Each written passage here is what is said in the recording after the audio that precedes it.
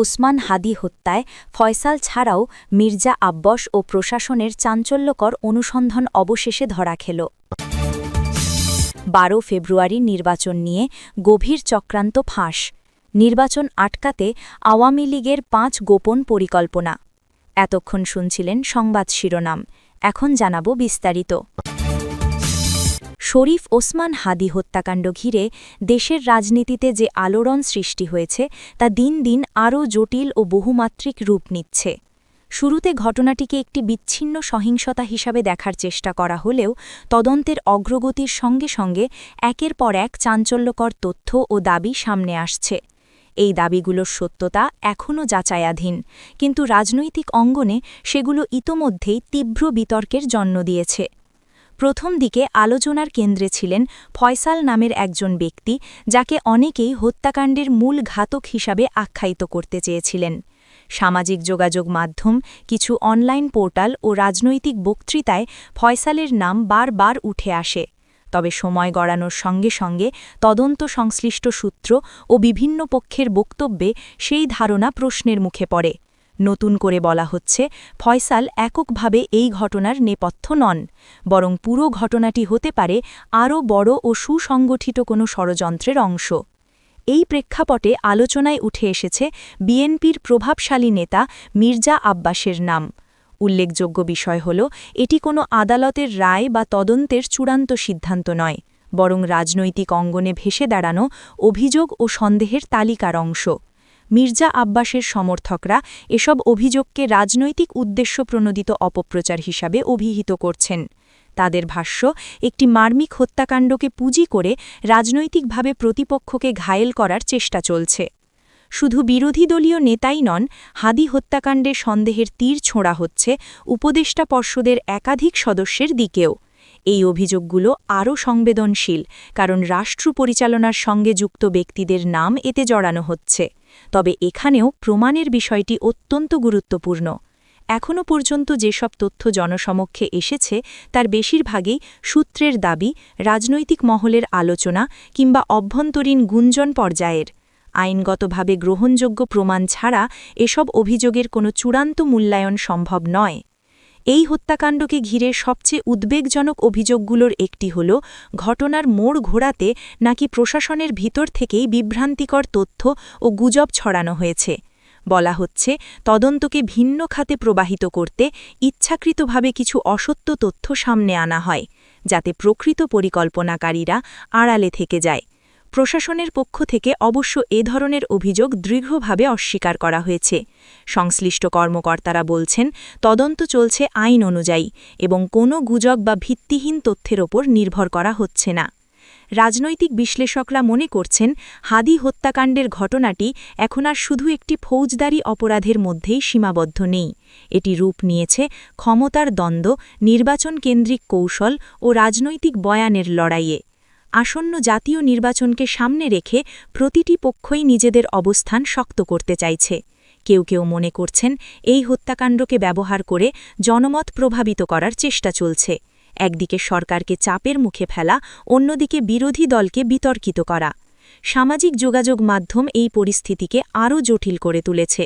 যাচাই না করা তথ্য, আবেগঘন বক্তব্য ও চাঞ্চল্যকর শিরোনাম মুহূর্তেই ভাইরাল হচ্ছে।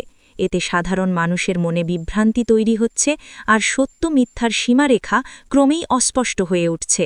দায়িত্বশীল সাংবাদিকতা ও তথ্য যাচাইয়ের প্রয়োজনীয়তা এই প্রেক্ষাপটে আরও স্পষ্ট হয়ে উঠেছে। আইন বিশেষজ্ঞরা বলছেন, কোনো হত্যাকাণ্ডের তদন্তের রাজনৈতিক চাপ বা জনমতের ঝড় থাকলেও শেষ পর্যন্ত প্রমাণই মুখ্য।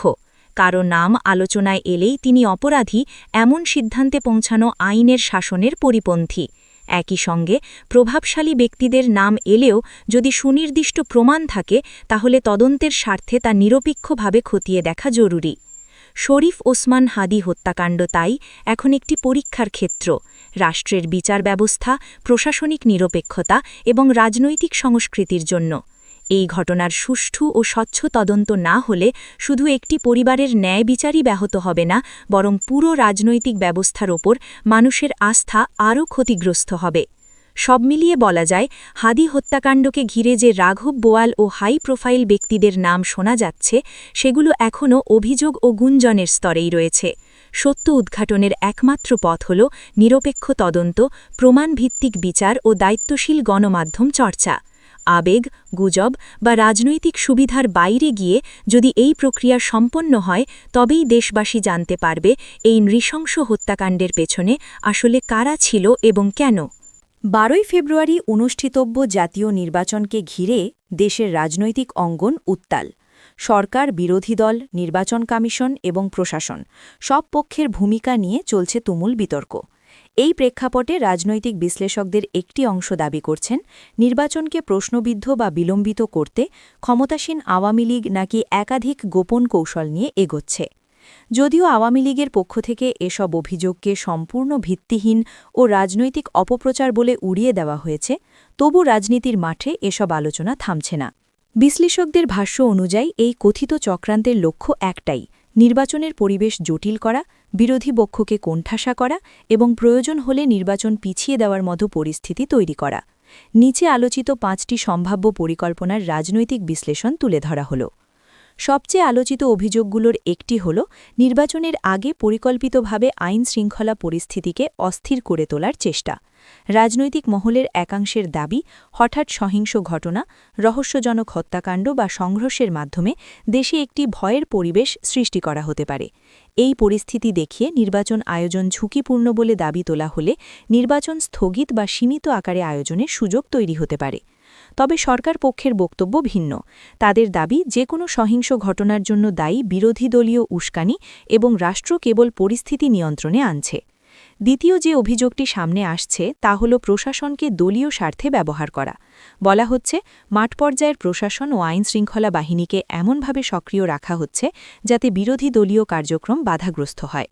সমাবেশে অনুমতি না দেওয়া, নেতাকর্মীদের বিরুদ্ধে মামলা, গ্রেফতার, এসব কৌশল নির্বাচনের মাঠকে একপাক্ষিক করে তুলতে পারে বলে অভিযোগ রয়েছে। সমালোচকদের মতে, যখন প্রতিযোগিতামূলক রাজনৈতিক পরিবেশ দুর্বল হয়ে পড়ে, তখন নির্বাচন গ্রহণযোগ্যতা হারায়, আর সেই অগ্রহণযোগ্যতাকে পরবর্তীতে অজুহাত হিসেবে ব্যবহার করা হতে পারে। তৃতীয় পরিকল্পনা হিসেবে আলোচিত হচ্ছে বিরোধী রাজনৈতিক শক্তিকে ভেতর থেকে দুর্বল করা।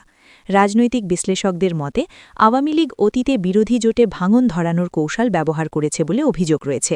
এবারও নাকি একই পথে হাঁটার চেষ্টা চলছে। বিরোধী দলের একাংশকে নির্বাচনে অংশ নিতে উৎসাহ দেওয়া, কাউকে নীরব সমর্থন দেওয়া বা বিকল্প রাজনৈতিক প্ল্যাটফর্ম তৈরিতে পরোক্ষ সহায়তা দেওয়া, এসবের মাধ্যমে বিরোধী আন্দোলনের ঐক্য দুর্বল করা হতে পারে। ফলে নির্বাচন প্রশ্নবিদ্ধ হলেও তা একটি ভাগ করা বিরোধী শক্তি দিয়ে সামাল দেওয়া সহজ হয়। চতুর্থ ও সবচেয়ে আধুনিক কৌশল হিসেবে আলোচিত হচ্ছে তথ্যযুদ্ধ। সামাজিক যোগাযোগ মাধ্যম, অনলাইন পোর্টাল ও ইউটিউব চ্যানেলের মাধ্যমে বিভ্রান্তিকর তথ্য ছড়ানোর অভিযোগ রয়েছে। কখনো বলা হচ্ছে নির্বাচন হচ্ছেই না, কখনো বলা হচ্ছে আন্তর্জাতিক চাপ আসছে, আবার কখনো বিরোধী নেতাদের নিয়ে ছড়ানো হচ্ছে ভুয়া খবর। এই গুজব ও বিভ্রান্তি সাধারণ ভোটারদের মধ্যে অনিশ্চয়তা তৈরি করে। ভোটাররা যদি বিশ্বাস করতে শুরু করেন যে নির্বাচন অর্থহীন বা পূর্বনির্ধারিত, তাহলে ভোটকেন্দ্রে উপস্থিতি কমে যায়, যা একটি বড় রাজনৈতিক সুবিধা তৈরি করতে পারে।